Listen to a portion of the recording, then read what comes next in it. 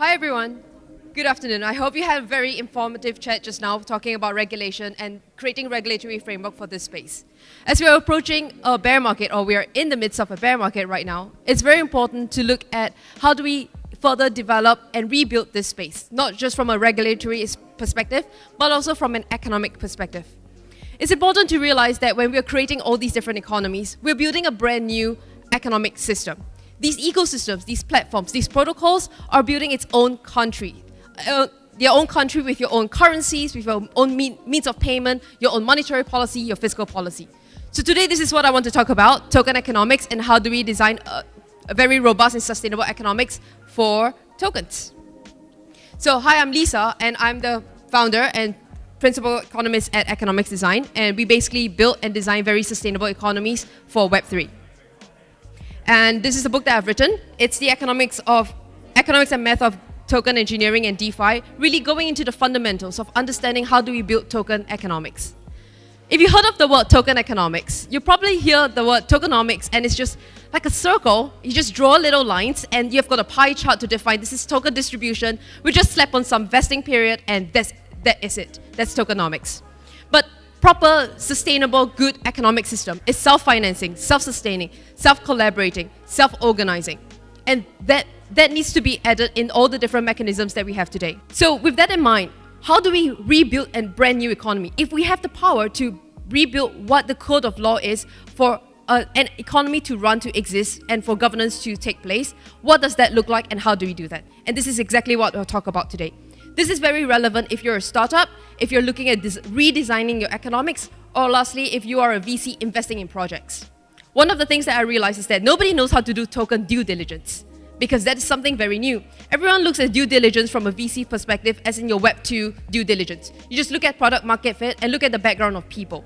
That's a very good way, don't get me wrong, we should still do that, but understanding token as a new means, as a new asset that we need to do due diligence on, that is something new. And this is what I'll share with you today. So, quick agenda. We're going to start off with why is economics important in Web3? A lot of people still don't understand that. You just put the word economics in there, you put a few formulas that looks very complicated but actually is super easy because math is just a language anyway, and people think that that's a very sustainable and fabulous model. There are a lot of intricate things that goes into it, and I want to start off that way. Then we look at the economics design canvas. Just like a business model canvas, you have an economics design canvas to design the economics of the model you're building. And lastly, we're going to assess the various kind of economic risks. So, economics. What is economics? People think of economics as your supply-demand curve. But really, economics are the rules to govern your market transactions and services. Economics is really another way of looking at incentives to drive people to behave in certain ways. When the Fed changes its monetary policy, we're understanding these are the various incentives or disincentives for us to behave in certain way, shape, or form. And your token is really that medium to translate whatever you want them to behave, translate those incentives or disincentives for people to act in that way. When we look at ecosystems as markets, here we understand how we're going to define and understand different markets. An ecosystem is not just, oh, I've got my buyers, I've got my sellers, or I've got my liquidity providers, or I've got my gamers, I've got my stakers. Here we want to understand what is involved in the economics, what is involved in the market. Why do people want to come into your market? Why do people want to behave in your market? How do people act in your market? This is what we understand from economics, from an ecosystem. It's not just who is in the market, but why would they come to your market? Why would they stay there? And how would they behave in your market? And when people think of economics, you just think of game theory. Oh, token economics, it's just game theory. You just do some math and that's it. That is true. Game theory is really a way for us to strategically understand how people behave. But what are the constraints to that? You need to have different incentives and disincentives for people to act in certain ways. So we can do game theory analysis after your economics is done, and it's not something to slap on your white paper and say that, oh, we've got game theory, it's proven and it's done. So Olympus DAO, there are a lot of other DAO with Olympus DAO kind of model where they use game theory as the core thesis of how they run their entire economics model, which is very interesting, don't get me wrong. And this is really an outcome of the various economic models in place. You can't just put the word 3-3 and just define it as a very game theory, robust economic model. So how do we build an economy?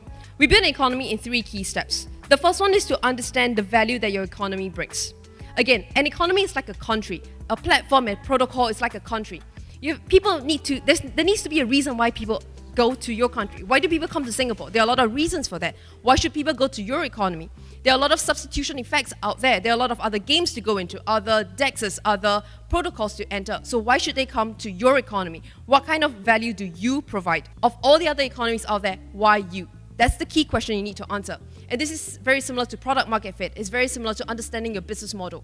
Why should people come to you? What value do you bring to them? And this is our first step in understanding the economy. The second, what are the rules in this economy?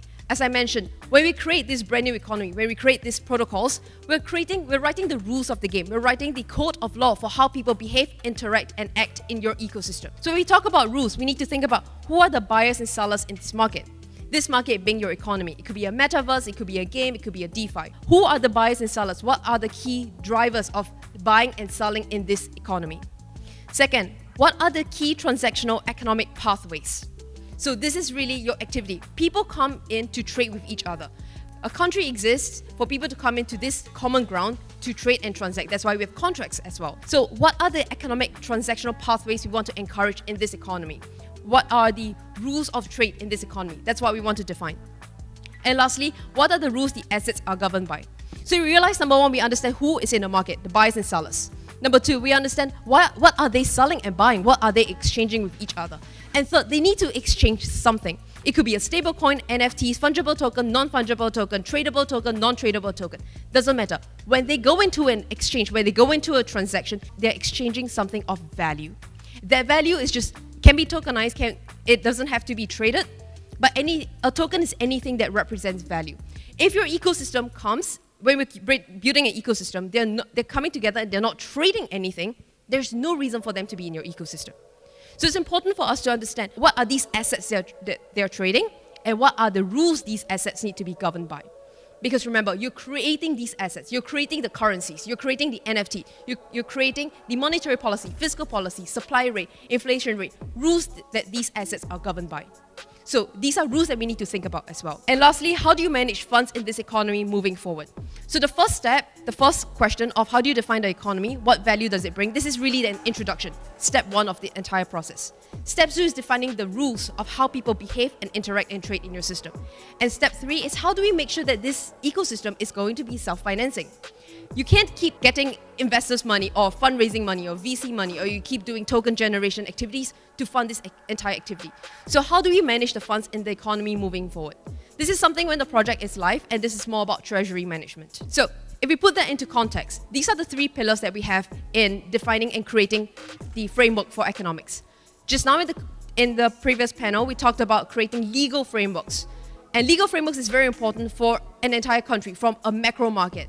In this micro market that we are creating, this country that we are creating, we need to have the economic framework that we live by.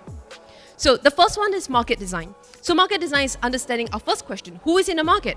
Who are the buyers? Who are the sellers? Why do people want to come to your market? What kind of people are coming into your market? Are there rules for participating in the market, or people get to participate nonetheless?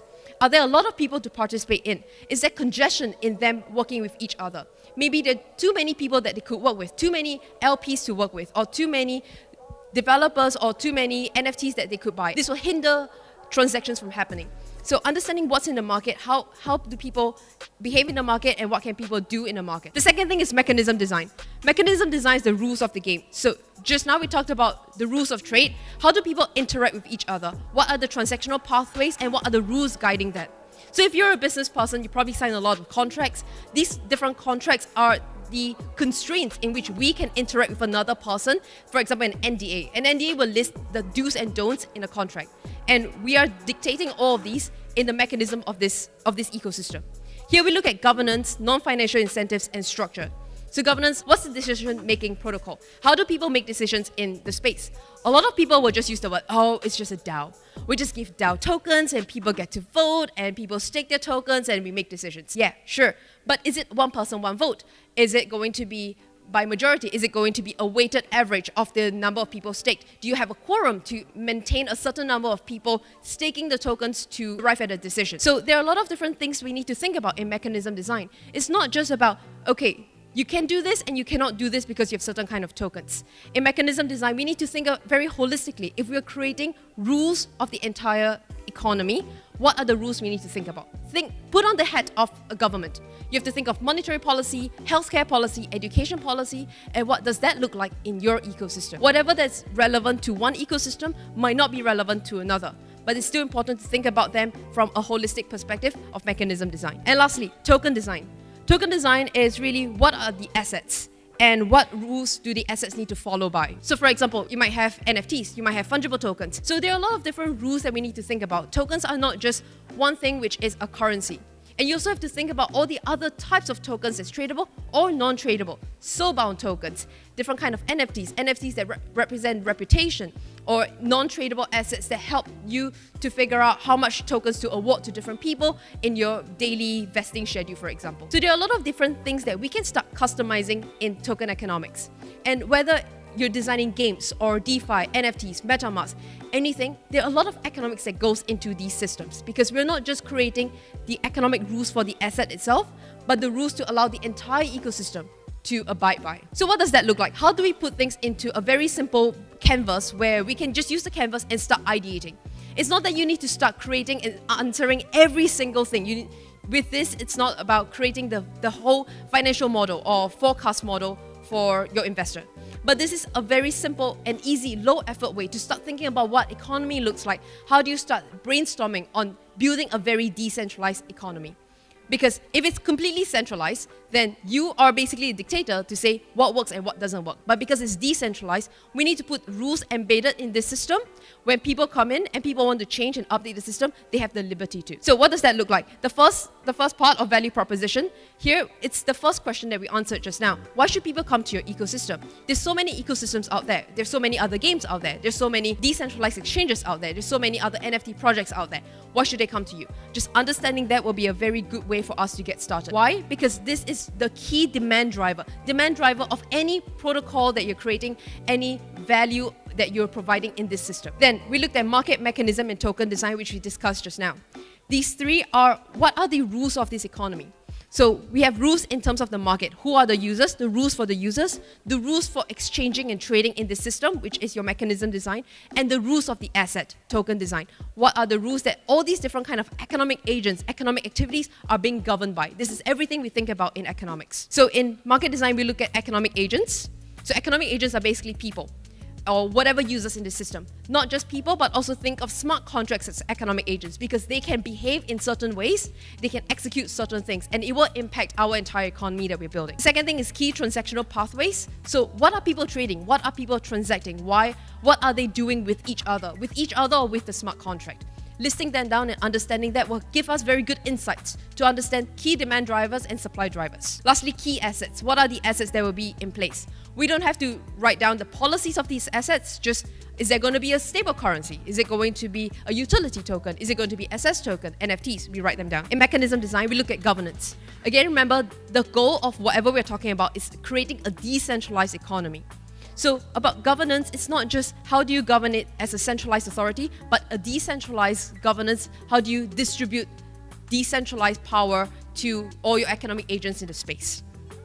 And then we looked at desired and undesired behaviors. So this is where a lot of people talk about good actors and bad actors, because they behave in certain kind of ways. It's not just about the actors being good or bad, it's more about the behaviors. Remember, economics is all about the various incentives to drive certain kind of behaviors in the economy. So what are behaviors we want to incentivize and behaviors we want to disincentivize? From that, it gives us a very good understanding of what rules should be in this space. And lastly, we have our tokens, token design. So how do we design the various kind of tokens in the space? What kind of rules should these tokens abide by? And at the bottom, I don't know if you can see, but it's treasury, looking at inflows, balances, and outflows. How do we manage that? And so what does that look like in terms of a bigger canvas? So there's different kind of questions that we ask and different kind of questions to get people to start thinking. You don't have to follow it directly, but this is some inspirational questions. And I just want to go into a few more examples. So for value proposition, for example, how do you attract your economic agents into your ecosystem? Why should they be interested in your ecosystem? So these are different questions you think about in each of these little boxes. And so key assets and transactional pathways. An important thing to think about is things like what are the assets and intended transactions? Because there are a lot of assets that you can create. How are the intended transactions different for the different kind of assets you create? So for example, you've got currencies.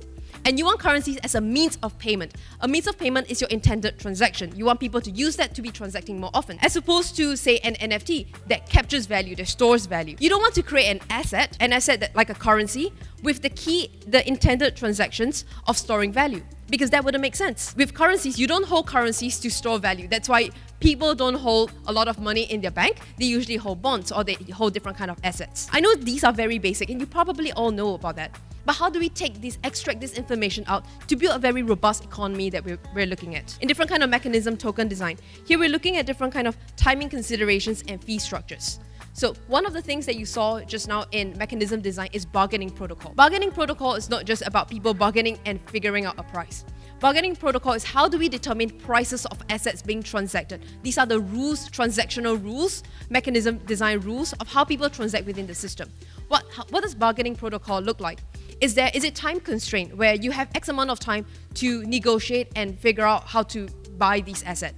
Or is it going to be, say, an auction structure, where you have different kind of auction mechanisms involved with a time constraint, using first price auction or second price sealed bid auction to determine prices of assets? And with fee structures, there are a lot of different fee structures to consider. If you're looking at creating an NFT and it goes out to the secondary market, there's certain kind of royalty that goes back into the treasury. These are things that we need to start documenting and thinking about, because it will impact the entire economy that we're building. And treasury at the end will be just how do you manage and balance treasury. So in summary, everyone thinks of token economics as in design of the tokens, but actually token economics is designing the entire economy. That's why it's called token economics. That's the word economics in there. It's not called token design. If it's token design, you just design the token.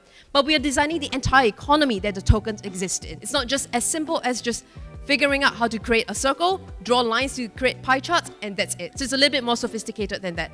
And you realize that we talk about market design and mechanism design, where we define what the markets are, the rules of the market, the economic agents, and then the rules of trade and transactions. Token is really the last part that we speak about, the last pillar, token design. So you need to understand what your market is, what the transactions are, the rules of markets and rules of transactions, before we even start talking about tokens and the rules governing tokens. And it's very important to start nailing the economy first before we look at exploring other areas.